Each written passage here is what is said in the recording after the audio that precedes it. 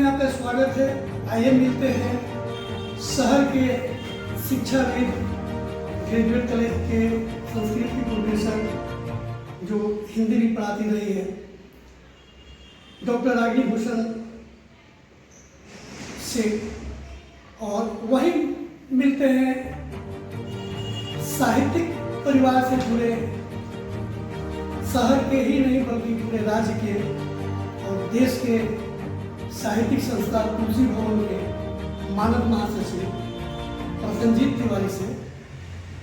और आज के परिप्रेक्ष्य में जो साहित्य के प्रति युवाओं का रुझान है, उनके बारे में जानते हैं रागिनी भूषण से। तो मैं आप सबको नमस्कार करती हूँ और न्यूज़ धमाका का बहुत बहुत स्वागत। आज के युवाओं का साहित्य के प्रति क्या रुझान है, क्या रुचि है और वो किस दृष्टि से देखते हैं, इस बात को जानने से पहले हम जानना चाहिए हमें कि साहित्य है क्या। साहित्य एक माला है। जिस तरह से निश्चित स्वरों में 7 ही स्वर हैं और इन 7 स्वरों में अनेक अनेक राग रागिनियां हैं, लेकिन किस राग में कौन से स्वर किस ढंग से लगेंगे, उसी तरह से किस बात को हम किस रूप में किस विधा में कहेंगे, उसमें हमें कौन से शब्द गूंथने हैं, अगर ये किसी को आ जाए तो वो साहित्यकार बनने की एक योग्यता और प्रतिभा रखता है। लेकिन साहित्य का उद्देश्य, चूंकि संस्कृत की प्रोफेसर रही हूँ, तो काव्य अर्थात साहित्य क्या है आपको एक पंक्ति में बताती हूँ।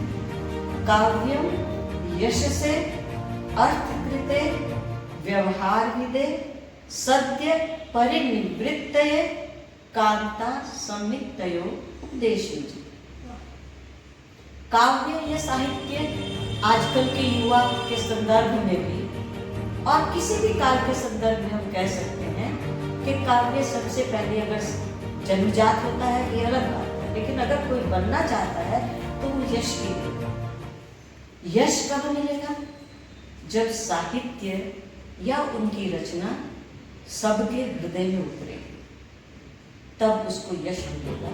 वो यश चिरस्थायी भी हो सकता है और तत्काल क्षणभंगुर भी हो सकता है। फिर अगर वो यशस्वी है, रचना और सुंदर है, तो संपादक उनसे मांगेंगे तो उन्हें अर्थ का भी एक जरिया, एक सिद्धांत हो जाएगा। झारखंड ही नहीं बल्कि बिहार ही नहीं बल्कि देश की साहित्यिक संस्था तुलसी भवन के मानद महासचिव,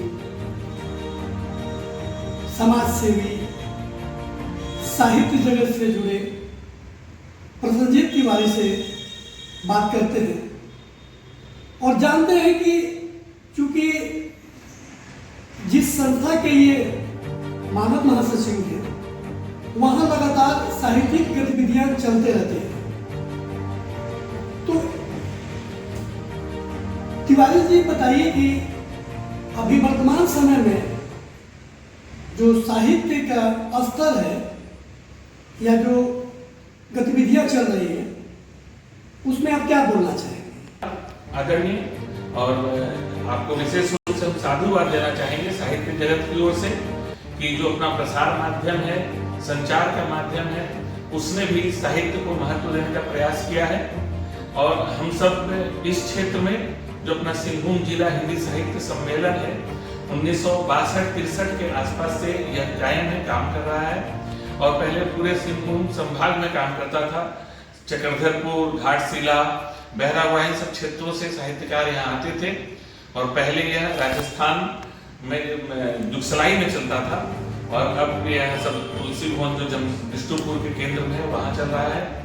पर हम सबों का सौभाग्य है कि स्वतंत्रता आंदोलन के समय में जिस ऊंचाई पर अपना साहित्य पहुंचा था, दुर्भाग्य से एक विशिष्ट विचारधारा ने उस तेजस्विता को कम किया, उसे दबाया, और एक विचारधारा को संपोषित करने में साहित्य की सेवा उन्होंने चाहिए थी। उस कारण साहित्य का स्तर धीमे धीमे गिरते गया, तेजस्विता घटी। परंतु अब सौभाग्य है, पुनः भारत जो अपना विश्व गुरु के पद पर था उस तरफ में बढ़ रहा है, और साहित्यकारों की भी गति, मति, विद्वता, उस श्रम उस क्षेत्र में बढ़ रहा है। और विशेष रूप से हम सब जमशेदपुर केंद्रित काम कर रहे हैं, तो हम सबों को ध्यान में होगा कि जमशेदपुर में भी पहले जहां बड़े स्तर पर 10 या 12 साहित्यकार थे, 3 या 4, जैसे हमारे साथ में भी यहाँ राष्ट्रीय स्तर के अंतर्राष्ट्रीय स्तर की कवित्री, संस्कृत के विद्वान बैठे हैं हम सबों के साथ में। आपने अपना परफॉर्मेंस कनाडा, अमेरिका, भारत में तो आप जगह जगह पर जाती हैं, जमशेदपुर के नाम को ही बढ़ाती है। जमशेदपुर से भी आपके नाम से जमशेदपुर को लोग पहचानते हैं। ऐसे साहित्यकारों की भी लंबी श्रृंखला आज के समय में है। हम सब काव्य कलश भी करते हैं, तो उसमें आप सबों को जानकर सुखद आश्चर्य होगा कि 45 से 55 तक साहित्यकार आते हैं। हाँ, सबों का स्तर उस स्तर का नहीं होता है, परंतु सभी लोग रचनाएं कर रहे हैं, और बड़ी मात्रा में जो अपनी स्त्री शक्ति है, मातृ शक्ति है, वे इस साहित्य के क्षेत्र में बढ़ रहे हैं, जो हम सबों का उत्साह बढ़ा रहा है। आपके कार्यकाल में अब तक हमने देखा है कि बहुत सारे साहित्यिक कार्यक्रम हुए हैं, यहाँ तक कि अंतर्राष्ट्रीय कार्यक्रम भी हुए हैं, जिसमें कि मॉरिशस, नेपाल और कई देशों के साहित्यकार पिछले साल आए थे। तो बताइए कि अभी तक आपके कार्यकाल में, आपके दिशा निर्देश में कितने कार्यक्रम आयोजित हुए, और भविष्य में और क्या प्लानिंग है? खुशी होगी कि पूरे भारतवर्ष में निजी रूप से, जिसमें सरकारी अनुदान नहीं मिलता है, सरकारी अनुदान मिलने वाले संस्थान भी नियमित रूप से इतने कार्यक्रम करते होंगे, मिलता नहीं है, जानकारी नहीं मिलती है। बाहर से भी साहित्यकार आते हैं तो वे ऐसा ही बताते हैं। हम सब प्रत्येक माह में काव्य कलश करते हैं, जिसमें स्थानीय कवि और बाहर के कवि भी आकर स्वरचित कविताएं हम सबको सुनाते हैं।